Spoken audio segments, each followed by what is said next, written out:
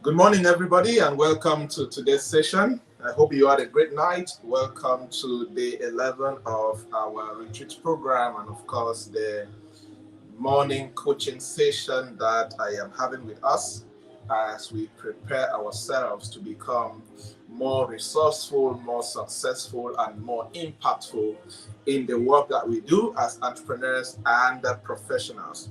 If you're excited to be here, leave me a comment and just type excited. Just type I am excited to be here. I am excited for day 11. Type I am excited to be part of day 11. Leave me a comment and type I am excited to be part of day 11. All right, so I am particularly excited about day 11 because I'll be talking about something that I think that it is very important for us to talk about, especially as young professionals and entrepreneurs. And this is even something that when I get to talk about with the older folks, they get to maybe hear about it for the first time and they need a lot of explanation to understand this, right? I'll be talking about, we're looking at today at legacy and fulfillment of your assignment. And this is so important because, I have had the privilege to provide coaching and counsel and consulting and to train people who are way older than me in business and careers. And many a times when I talk about legacy and life plan and fulfillment of assignments from a particular perspective, many people always get to know this or to hear this in a deeper sense for the first time, even though they are way older than me or many young people. So we'll be talking about going after your legacy and, of course, the fulfillment of your assignment. One thing that is important that you should do as you venture into a new year, or as you enter into a new year, or even as you celebrate your birthday, one of the most important things that you need to do is to assess yourself.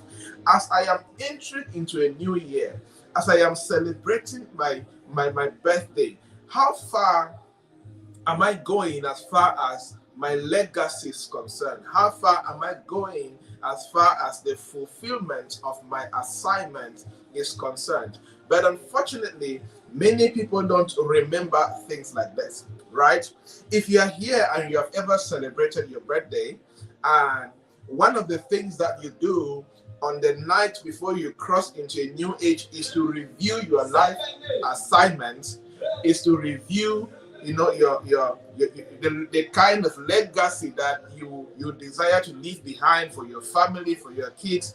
Leave me a comment. Just leave me a comment and tell us if you have ever really thought about your legacy that you want to leave behind for your family, your kids, or when you're celebrating your birthday, you think about your life assignment and how far you are going in terms of fulfilling that assignment. Leave me a comment and tell us. Have you done that before? Review your legacy, or think about your legacy, or check your life assignments when you venture into a new year or when you celebrate your birthday. Have you done that before? Leave me a comment. Let's see. Go ahead and leave me a comment.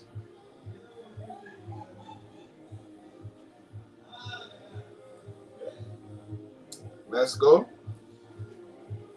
Give me the best comment. I'm going to project it here and read, and we discuss about it before we proceed. All right. I may ask you further questions just to enable you to get more understanding. And I'm asking this because this is something that has really helped me personally as a person. One of the most important things I do when I'm celebrating my birthday is to check what I like to call my legacy journey. And of course, to check how far I am going as far as the fulfillment of my life assignment is concerned, or the fulfillment of my purpose is concerned as a person. Because this is something that, keeps me in check and enables me to make sure that as I am entering into a new year, or as I'm celebrating a new birthday, I am actually putting the right things into perspective. I am actually making sure that I'm paying attention to the right things. Okay? Go ahead and leave me a comment, everybody. I'm not seeing any comments so far, and I'm seeing people online. So, except if you have never thought about your legacy and the fulfillment of your life assignment, also leave me a comment. Let me know the audience I'm dealing with. It will also help me to know how I'm going to present this, right?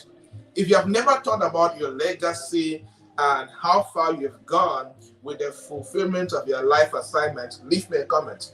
If you have once thought about it and maybe you did not take it very serious, also leave me a comment. Okay? Yeah, let's go. Leave me a comment. Have you ever thought about this? Yes or no?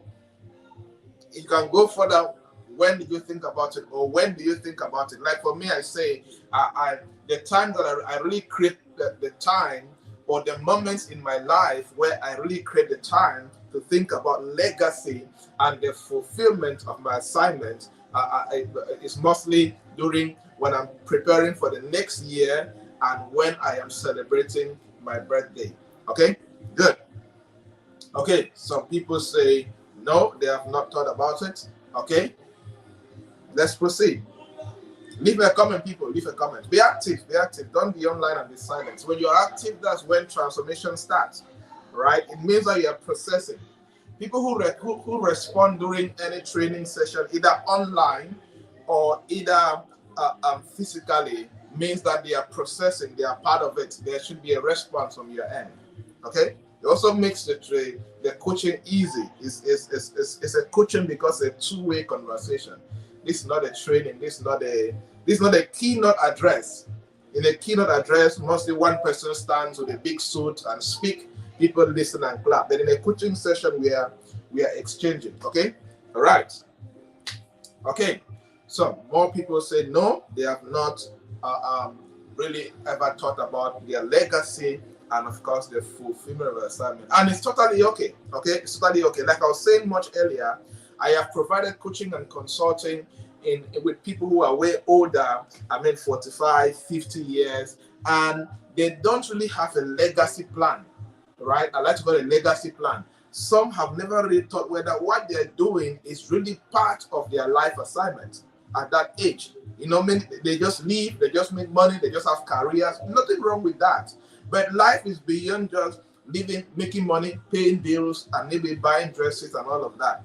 Life is beyond that.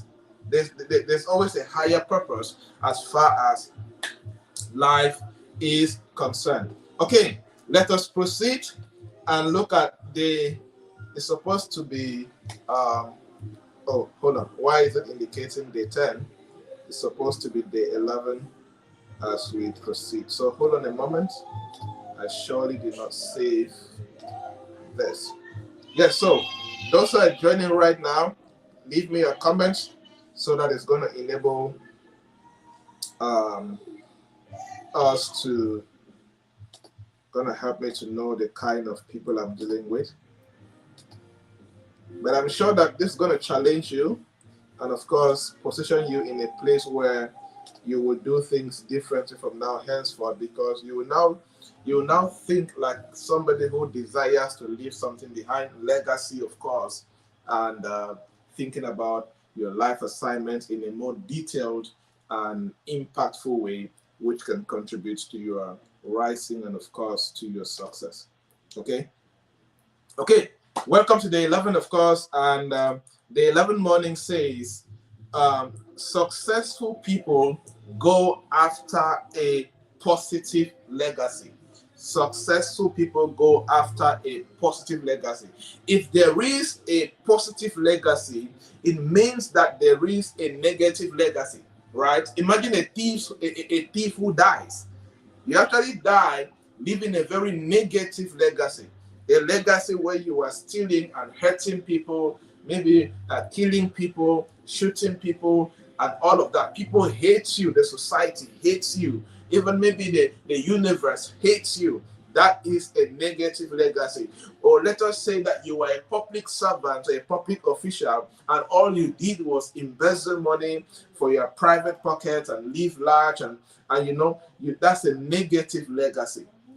Right? But people who have truly succeeded and built real wealth for themselves go after a positive legacy, right? And one thing about going after a positive legacy is that you intentionally have a legacy plan, right? You intentionally have a legacy plan, a plan of what you will do to leave a lasting legacy as a professional, to leave a lasting legacy as an entrepreneur.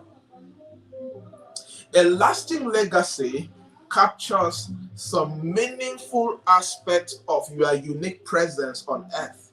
You understand? That means when you pass on, there is a kind of a unique presence that you leave behind because of who you were. So a lasting legacy captures some meaningful aspect of your unique presence and preserves it for the benefit of those who follow us, for the benefit of those who follow you.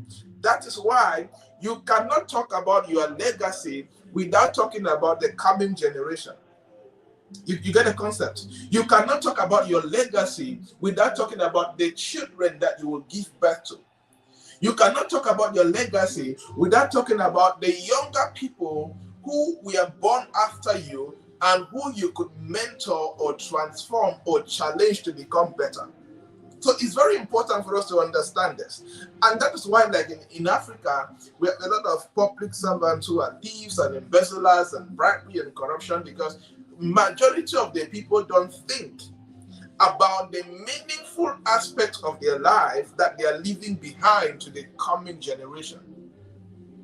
And you can leave this your meaningful aspect of yourself either through the work you do as a professional, either through the business that you run as an entrepreneur, either through the family that you're part of as a father, as a mother, or even as a child, either through the community where you were born, in the nation where you were born, and why not the continent and the world at large, right? These are various platforms that you can use to leave a legacy.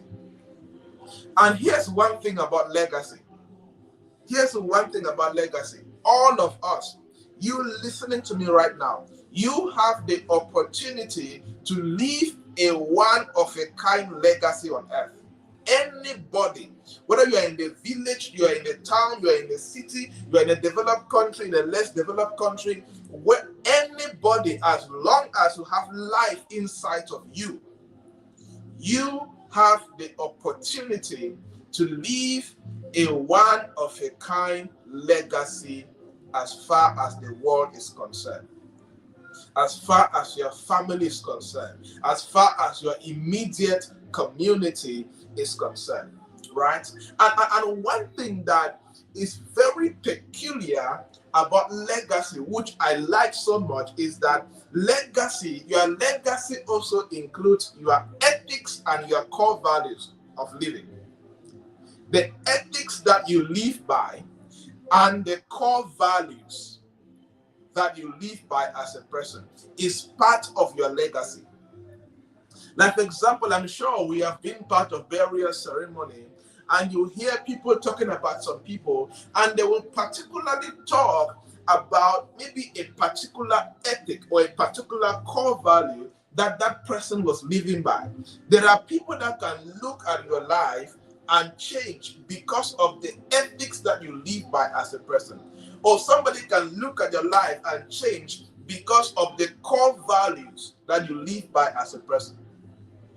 Let me give a personal example.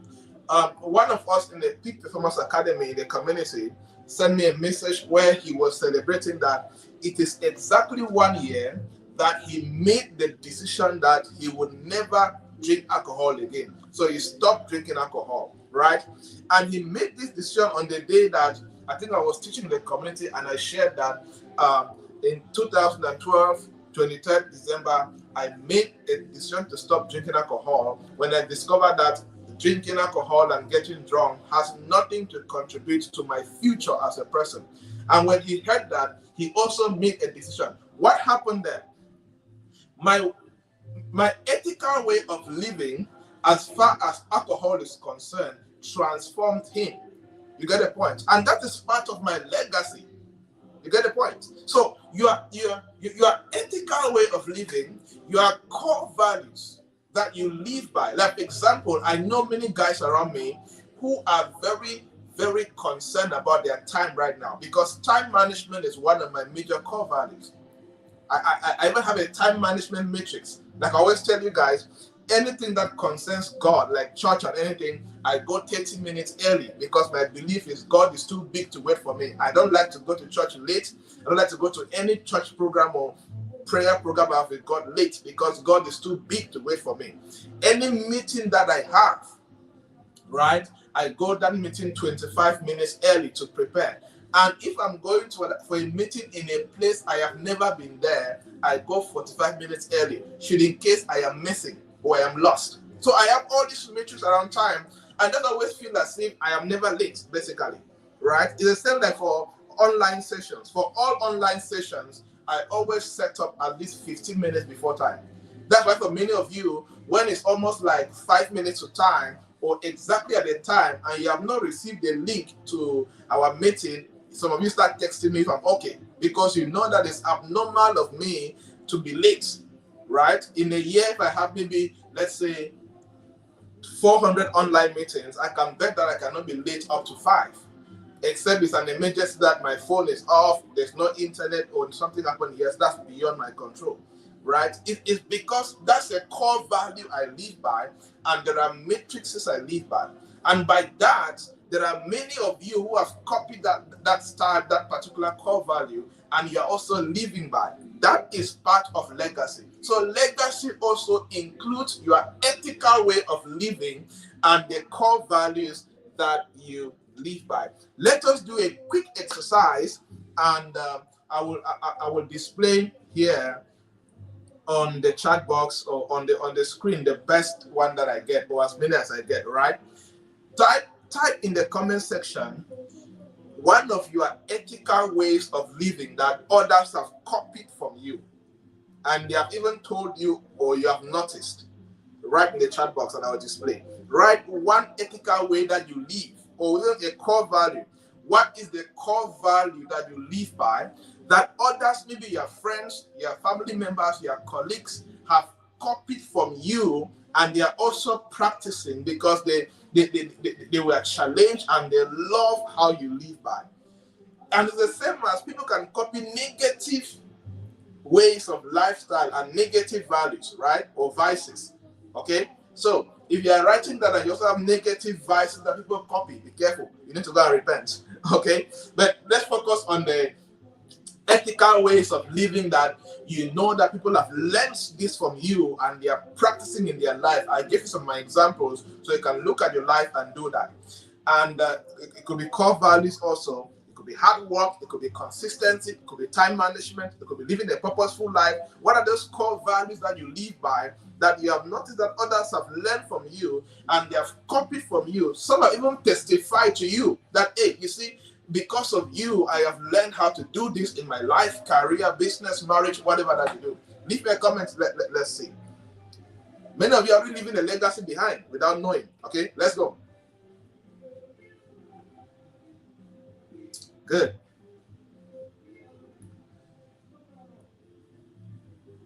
Okay, somebody says punctuality in meeting. Okay, so maybe he has this professional core value that in all meetings he must be punctual. That's Mr. Summer. Okay, somebody talks about hard work.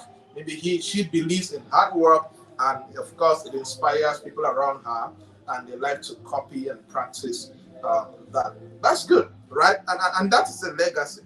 And that's a legacy that you're leaving behind. That's a legacy that you're not just leaving behind. Even while you're still living, people you're contributing something to people and to the community, because when citizens live better, it makes the nation better. Okay? Yes, I still need more people. Are you thinking, or you don't know the things that you live by that people respect? Okay, good. Somebody says honesty in finance. Yes, this is a typical example of ethical, right? Ethical lifestyle. Because you have this ethical lifestyle that as far as money is concerned, you will diligently manage your money and even the money, the finance of other people.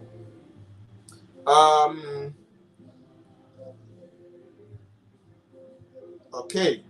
Sim, simple and humility, being simple, or just say humility. Okay, that's good. Okay, somebody talks about sexual holiness to be in relationships and in marriage. That's good. Somebody talks about determination and not giving up and all of that. So that's good, right? So these are so many good ways that you live by, and other people have been impacted by how you practice these things in your life. Okay, awesome, that's good. Okay, excellent. My brother have learned to be sincere from me, right? Good. Somebody says because of the way they live a sincere life, the brother has also learned how to be sincere from the person. That's amazing. That's what I'm talking about. That's part of your legacy, because we are talking about your ethical way of living and core values you live by. How are these things that you practice in your life affecting other people? Okay, this is a better way to put it. I think the highest person that structured the sentence well, so that somebody can even read online and understand what we're talking about. Okay. Okay. Honesty and hard work, right? Okay, maybe the way you believe in honesty and belief in hard work and dedication, your friends around you, your siblings, the way they see how honest you are, how hardworking you work, they have also decided to be honest in their own lives, and of course work hard. Excellent. You see, so you see, legacy is not for big people. That's one thing I'm talking about. I'm emphasizing on this. Legacy is not for guys at the top or older people. No, at your level, at our level, we are living a particular legacy. Every day that we live, we are definitely living that incredible legacy as a people. And then to conclude on legacy, one thing I want to talk about legacy is that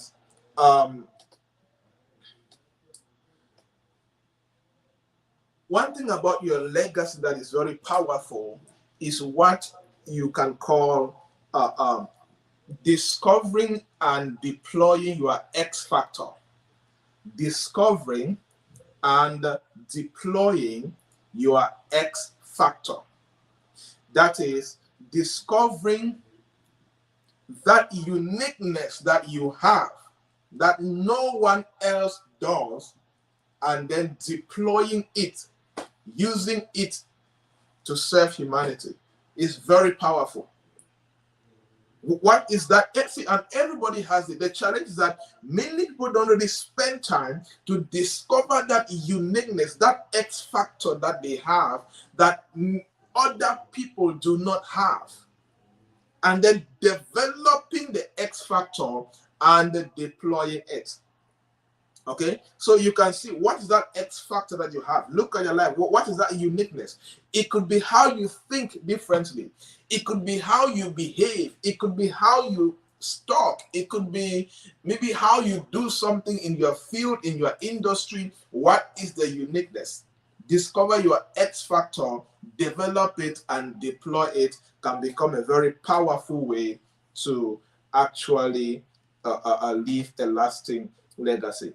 Day 11 evening talks about that successful people define their success by the fulfillment of their assignment. You define your success by the fulfillment of your assignment.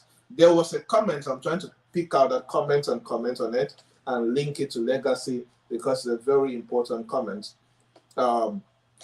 Yes. Mr. Frederick says, I think of the fulfillment of my purpose more than legacy. And I want to comment on this by saying that anybody who truly fulfill their assignment automatically leaves a legacy behind. So one is the outcome of another. Okay? If you focus, like for example, personally for me, my focus is just doing what I love to do. My assignment, my purpose, the things I do around all of in this space, right? The legacy automatically is created. But one thing I love about thinking about legacy in a particular way is that it enables you to create a blueprint. It enables you to create a blueprint, right? Because legacy also involves the systems you leave behind for your family. If you're an entrepreneur and you're building a business and you are not thinking of how you can build a company that can make your family to live wealthy for life, then you are not thinking of legacy as an entrepreneur. A good entrepreneur should leave a system that creates wealth for the children. Even the Bible says it. A good man should leave a good name for the family. You get the point? So it is very important. So when you successfully leave your assignment or your purpose, automatically you leave your legacy. Why? Because every purpose is made for a group of people. Anything called purpose is not for you, it's for other people. And immediately you begin to leave your assignments and impact people, automatically you leave legacy. But you need to take legacy a step further and make sure that you structure it. That's why you see some people trademark their names, right? Because it's a family name that is like goodwill, is powerful. So people now go further and they build like you hear of the Ford family, you hear of the even now the Bill Gates family, you hear of all these strong, powerful families across the world, the Rockefeller family and all of that. These are legacies, these are guys that died 100 years ago, but their family names are still in play today in core industries, from banking to technology to agriculture, all of these areas. What brought them this far was that they had a structured legacy.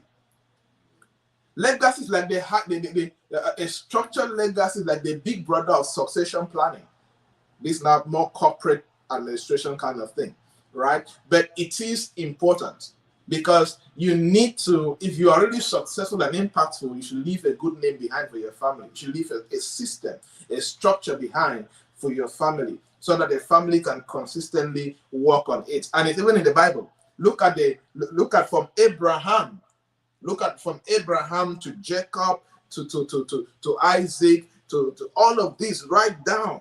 That's a legacy. That's a legacy that Abraham started. And if you look at, there are things that Abraham did that Isaac also did, like blessing their children, blessing Isaac, blessing Jacob and Esau, Jacob. There's a whole process. That's part of legacy, right? Yeah. So it is important for us to be conscious about that as a people. Okay. Now, so when it concerns fulfillment, it just talks about you being dedicated as far as the fulfillment of your life assignment is concerned, as far as the fulfillment of your life purpose is concerned, right? You define your success on a yearly basis, not by how much you make. Yes, how much you make is good. How much you made is good because you need money to finance and to live and to for your livelihood. Yes, is good. But the most important standards, the most important matrix that you also use to measure how successful you're becoming is by the fulfillment of your assignment. Your life, this is your life purpose. Let's say your life purpose is to provide maybe a certain consultancy services to small businesses. Okay, that is good. But at the end of this year, go back and look at, forget about how much you were paid, but in recent, how many small businesses did you really help to the best of your ability using the skills and the gift that God gave you to fulfill or to live this assignment? Maybe your assignment is for widows. Your assignment is for young singles. Your assignment is for married people. Your assignment is for students. Your assignment is for pastors. Your assignment is, we are all sent. God created us, endowed us, and sent us into different areas in the community and the world to fulfill different assignments. You get the point? But you need to make sure that at the end of each year, and even on your birthday, Look at how far have you gone as far as the fulfillment of your assignment is concerned. And you can use numbers. Use numbers to rate how far you have gone this year to fulfill your assignment. It's very important. It's very critical. Okay? Now, how do you find fulfillment? And we conclude there. How do you find fulfillment? Number one, you find fulfillment by defining a personal mission and you live by it every day. You find fulfillment by defining a personal mission, and you don't only define this personal mission, but you live by this mission every day. What does that mean? It means that there are things that you also do on a consistent basis to make sure that you are living this mission, because as long as you live this mission on a daily basis, it enables you to fulfill your assignment. Let me give a personal example. Now, my mission is simple. Turn slow growth organizations into high growth organizations, and of course, average individuals into peak performers. That is the summary of my life assignment, and that's part of my daily and that's my personal mission, right? And on a daily basis, like I write every day, right? I write articles every day that I publish on different platforms that people read on a daily basis. There are short quotes that I write every day and they are published on social media. That is part of living my daily mission. It's same for you. What are the daily things that you can do? You are, as a teacher, maybe in agriculture, as a pastor, as a tech guy, as a whatever you do, whatever your assignment is. What can you do on a daily basis to live and fulfill your assignment? And how do you do that? Define a personal mission and live by it every day. Number two, make a specific goal to improve yourself. Yes, you cannot separate personal improvement from the fulfillment of your assignment. Make a specific goal to improve on yourself on a daily basis if you can, or weekly basis. Yeah, maybe your personal goal could be read a particular book, like today's devotional that I'll be sharing for entrepreneurs and professionals talks about finding the gift that God has given you, right? You need to make a personal goal to find the gift that God has given you. That was Paul advising his protege, Timothy, and telling him that, Timothy, find the gracious gift that God gave you. You see, we need to do that on a daily basis. And of course, number three on what to do to fulfill assignment is avoid being passive. People who fulfill assignments are not passive people. There are some people who just exist. They just live life and they are very passive, up and down, super passive. Nothing moves them. Like people are passive, like right now, have not started working on their next year plan. They don't even bother whether the year is ending or beginning. A typical example of a passive person. Passive people don't have goals. They just wake up and they leave. They go anywhere at any time. No structure. Their life is just there. Very yayashous life, right? But no. To fulfill your assignments, you must refuse to be passive and adopt the attitude of taking initiative to live your life the right way. Take the initiative to live your life the right way. So people who fulfill their assignments take the initiative to live their lives the right way. And the last point on this, on how to find fulfillment as far as your assignment is concerned, is build positive relationships around your assignment. Very important. It is difficult to leave your assignment or to fulfill your assignment on your own. One thing about assignments is that they're always bigger than you, way bigger than you. That's why you see people create companies and they have employees. But they have to all those employees are working towards one purpose, towards one mission. Okay? So learn how to build positive relationships around your assignments. This is very important. All right, everybody, that's it for today as far as day 11 of our retreat coaching is concerned. Go after legacy, go after fulfillment of your assignment, and when you do this, you will live a much, much better and successful life, because on a daily basis, that there is something that keeps you in check to think the right way, behave the right way, and take the right responsibilities. Because as long as you're thinking about your life assignment and thinking about your legacy, by default, you make sure that you begin to take the right actions as a person. Okay, I can take questions now and we round up. I see a question here. Dennis says, please, can someone have more than one life assignment? It's not, it's not, I think people get to confuse, different strategy. You can have one life assignment with different ways to get to that assignment. So sometimes people confuse, it's life now, so you don't have two lives, you have one life, right? You have one life. You get the point? So the challenge is many people have one life assignment, but you can have different initiatives all created to take you towards that one life assignment. You understand? Yes. So, and you need to be conscious of that.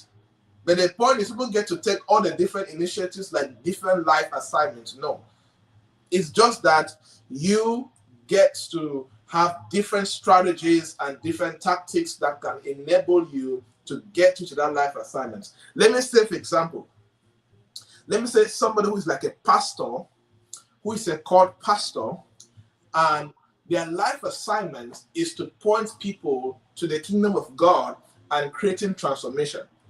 Now, the pastor can start a church as per the leading of the Holy Spirit and direction of God, and the pastor can also start a secondary school.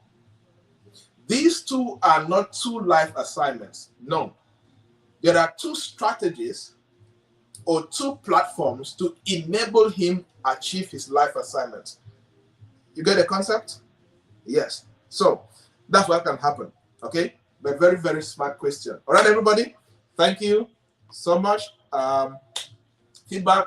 Thank you to Ruth. Thank you, everybody. Yes, refuse to be passive, and of course, keep on going forward. I hope you were challenged and you were blessed. And remember, part of this retreat is on you. So as you go back, take time and make sure that you do that. Okay, very interesting question. So can you serve or give alcohol to somebody? No, I don't. I don't care the situation. I actually went somewhere in my village, and there were that I boldly told the chief that I don't give money for alcohol, and they started laughing at me, and I was serious. They thought I was joking. At the end, I didn't. I said, no, I can give you money for something else, but not money to buy alcohol. I said that my money doesn't buy alcohol. Except you take it and go and buy alcohol behind my back, but I cannot give you money knowing that it's for you to go and buy alcohol. Okay, and I cannot serve you alcohol. There was a time I actually shouted at a woman for permitting somebody to send her son to go buy alcohol. I said, she should not do that. It's wrong. That's part of introducing that child to start knowing that it's normal to buy, and that alcohol is a normal thing for him to grow around, which is wrong. That's part of culture. That's part of intoxicating that child. If you have a child or you have siblings, forbid them. Forbid them. Anybody ever send them to buy alcohol, no matter the elder, refuse that, be disrespectful to that particular instruction. There's nothing wrong with that. Okay? Yes. All right, everybody. Have a great time. See you when? Tuesday, preferably, because Monday, of course, we are having our life ministration in the Professionals and Entrepreneurs Fellowship as we see what God will be doing with us and through us. God bless you. Take care and put God first place. Cheers.